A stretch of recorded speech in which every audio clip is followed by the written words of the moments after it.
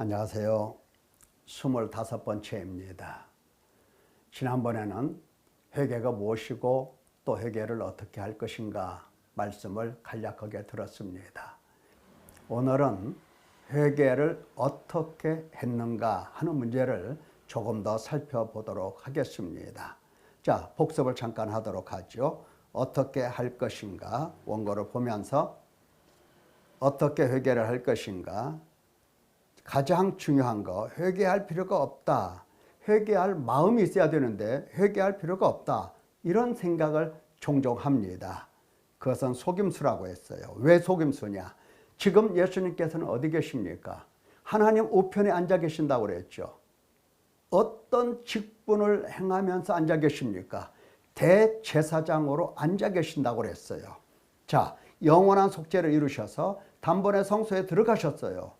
지금 대제사장으로 앉아 계신 겁니다.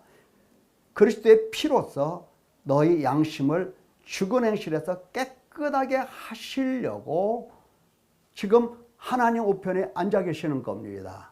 당신의 피를 가지고 깨끗하게 하시려고 하나님 우편에 대제사장으로 앉아 계시는 거예요. 그러니까 지금 예수님을 바라보는 사람은 예수님께 뭐를 들고 오겠습니까? 예수님이 대제사장이신 것을 보는 사람은, 믿는 사람은 죄를 가지고 오죠. 양심을 깨끗하게 씻어주심을 받으려고 그렇게 찾아오는 겁니다.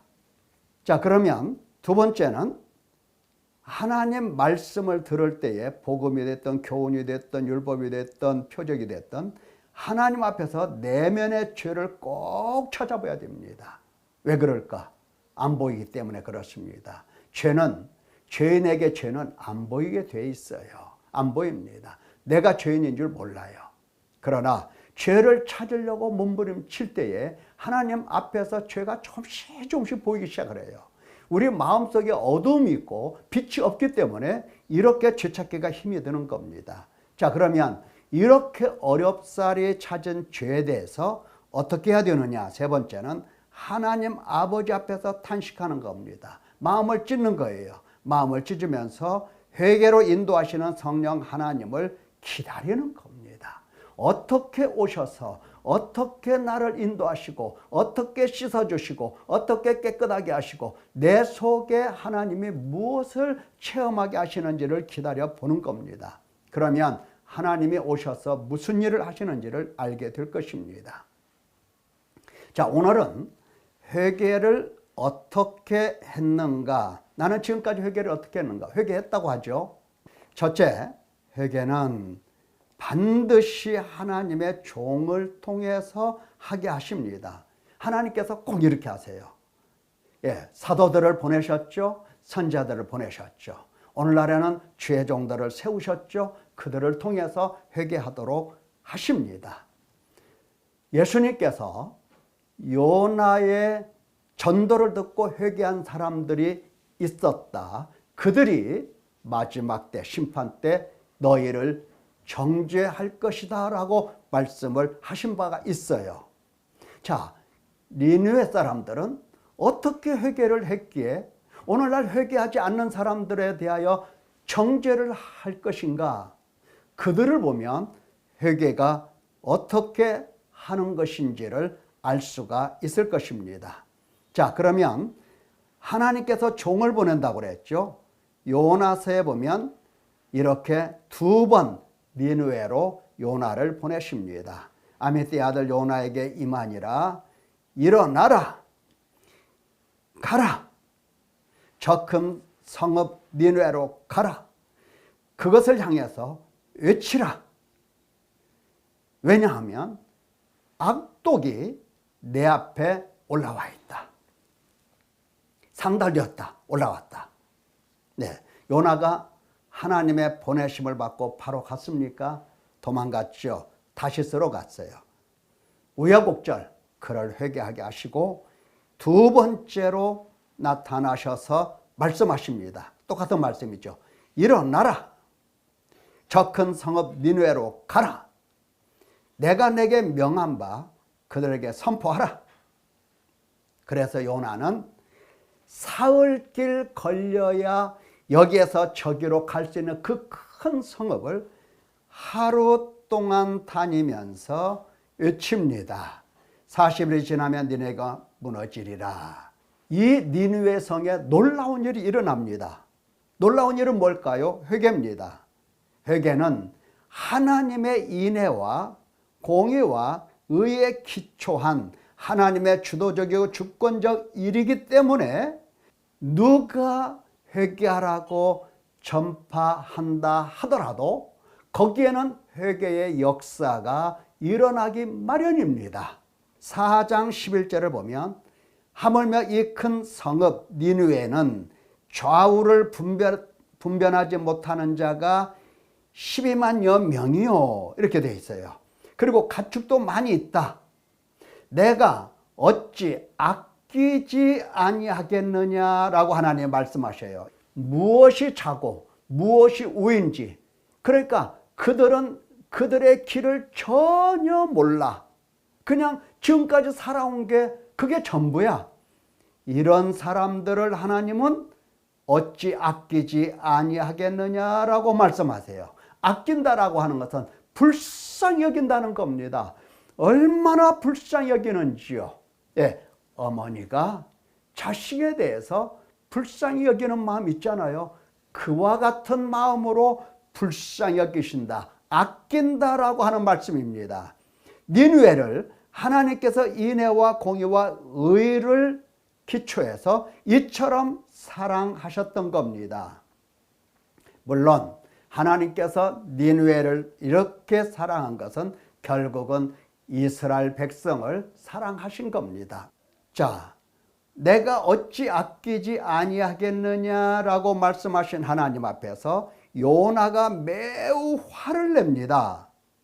여호와여, 내가 고국에 있을 때에 이러하겠다고 말씀하지 아니하였나이까? 그러므로 내가 빨리 다시스로 도망하였사오니 내가 왜 다시스로 도망한 줄 아십니까? 그것은 주께서는 은혜로우시고 자비로우시고 노하기를 더디하시고 인애가 크시고 뜻을 돌이켜 재앙을 내리지 아니하시는 하나님이신 줄을 내가 알았기 때문입니다 라고 말을 해요. 예, 요나가 하나님은 인애가 크신 하나님이신 것을 알았기 때문에 다시스로 도망을 갔다는 얘기를 합니다. 니느웨라고 하는 이방인들까지에게도 인애와 공의와 의를 보여주신 것입니다. 자, 그러면 니느웨가 실제로 회개를 어떻게 했는가 살펴보도록 하겠습니다. 회개는 이렇게 하는 것이다 그랬어요. 어떻게? 니느웨 사람들이 하나님을 믿었습니다. 믿고서 금식을 선포합니다. 그리고 높은 자든 낮은 자들 막론하고 다 굵은 베옷을 입습니다. 이 소식이 왕에게, 니느웨 왕에게 들리니까 왕이 보좌에서 벌떡 일어나서 왕복을 벗고 굵은 베옷을 입고 제위에 앉습니다. 이거 어디서 많이 본 장면이죠? 그렇죠. 이스라엘 가운데서 회개할 때 이런 일들을 했던 겁니다. 지금 잘 보면 이방인들은 금식하고 베옷을 입고 회개하는데 예루살렘은 전혀 회개할 생각을 하지 않습니다. 자, 왕이 조서를 내리죠. 칙령을 내립니다. 사람이나 짐승이나 소떼나 양떼나 아무것도 입에 대지 말고 먹지도 말고 물도 마시지 말 것이다. 사람이든 짐승이든 다 굵은 베옷을 입을 것이고 힘써 부르짖어라. 힘써 부르짖어라. 회개는 그냥 설렁설렁 하는 게 아니고요. 힘써 하는 겁니다. 그래도 힘써 해도 우리 인간은 힘써 회개를 못해요. 어쨌든 힘써 하나님께 부르짖으라는 겁니다. 부르짖어서 뭐라는 거냐? 각기 악한 길과 손으로 행한 강포에서 폭력에서 떠날 것이다. 너희 악한 지금까지 걸어온 악한 길로부터 떠나고 너희 손으로 행하는 이 폭력으로부터 너희가 떠나라. 이렇게 왕이 선포합니다. 자, 하나님께서 우리 인간을 고치실 때는 어떻게 고치십니까? 이렇게 고치세요. 여러분, 세탁기가 고장나면 어떻게 고칩니까? 그렇죠. 드라이버 갖다가 드르르 해서 뜯어서 부품 갈아 끼우고, 그리고 고장난 것은 치우고 새 것을 끼워서 고칩니다. 하나님께서 인간을 회복시킬 때는 무슨 드라이버 가지고 와서 머리를 뜯어서 더러운 거, 뭐 고장난 거 다 내버리고, 그리고 새 것을 갖다 끼우고 이렇게 하지 않으세요. 하나님께서는 반드시 먼저 죄를 일러주시고 하나님 앞에 부르짖게 만드십니다. 탄식하게 만드세요. 애통하게 만드세요. 금식하고 울며 애통하고 마음을 다하여 내게로 돌아오라. 이렇게 울고 애통하고 슬퍼하고 부끄러워하고 이렇게 만들어서 내가 어떠한 죄를, 어떠하신 하나님 앞에서 죄를 지었는가를 알게 하세요. 그 앞에서 마음을 찢어서 용서를 구하게 하시고, 그리고 용서를 구하는 자에게 하나님은 드디어 씻어서 깨끗하게 하셔서 그 사람을 고치십니다. 하나님께서 사람을 고칠 때는 반드시 이와 같은 방법, 회개를 통해서 고치십니다. 옛사람을 버리게 하시고 새사람을 입게 하시고, 이와 같이 하나님은 회개를 통해서 고쳐내시는 겁니다. 그래서 마음을 찢으라고 자꾸 말씀을 하시는 겁니다. 그렇게 되면 하나님도 마음을 돌이켜서 우리의 모든 죄를 씻어주시고 재앙을 내리지 아니하신다고 말씀을 하시는 겁니다. 자, 회개는 어떻게 하는 거다? 힘써 부르짖으며 울며 애통하며 탄식하는 거고, 탄식하는 걸로 끝나는 게 아니라 강포에서 떠나는 것입니다. 회개하는 거예요. 회개의 열매가 맺히는 거예요. 악에서 떠나는 거예요. 이게 회개입니다. 회개는 이렇게 하는 거예요. 자, 하나님의 뜻을 보십시오. 하나님의 뜻이 뭔가? 그리스도께서 단번에 죄를 위하여 죽으셨다. 많은 사람들이 그리스도께서 죽으시면 다 끝난 줄 알아요. 다 끝났습니까? 하나님께서 하실 일이 끝난 거죠. 하지만 그리스도께서 단번에 죽으시고 하나님 우편에 대제사장으로 앉아 계신 그분께서 이제 우리를 어떻게 하신다? 하나님 앞으로 인도하시는 겁니다. 씻어서 거룩하게 하시어 하나님께로 인도하시는 겁니다. 그래서 그리스도께서 이미 육체의 고난을 받았으니 너희도 같은 마음으로 갑옷을 삼으라. 이는 육체의 고난을 받은 자가 죄를 그쳤음이라 라고 하시면서 고난 이야기를 하시면서 무슨 얘기를 해요? 죄를 그쳤다라고 하는 얘기를 하잖아요. 죄를 그쳤다. 하나님께서는 예수 그리스도로 말미암아 대제사장이 되게 하시고 대제사장 앞에서 씻어 주셔서 거룩하게 하나님 앞으로 인도를 하셔서 어떻게 한다? 모든 악독을 버리고 기만을 버리고 외식을 버리고 시기를 버리고 비방하는 말을 버리고, 이렇게 또 순전한 신령한 젖을 어린아이들 같이 사모하고 너희로 구원에 이르도록 자라게 하려 함이라. 이렇게 해서 완전한 구원에 이르게 하시는 겁니다.